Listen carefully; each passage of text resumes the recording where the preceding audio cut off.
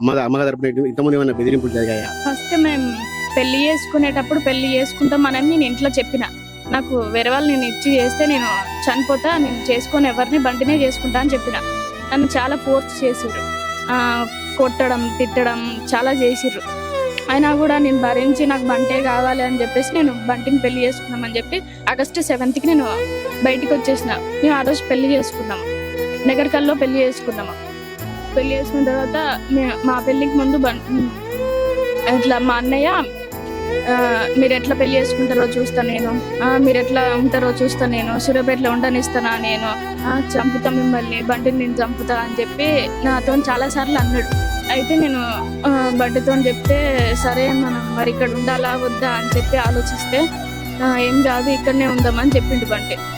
అట్లా మాదేంటో మేము బతుకుతున్నాం, మధ్యలో వాళ్ళు ఇట్లా అవి ఇవి చేయడం తిట్టడం అవి ఇవి చేస్తున్నారు. మధ్యలో మాకు తెలుస్తున్నాయి కానీ మేము సైలెంట్గానే ఉన్నాం.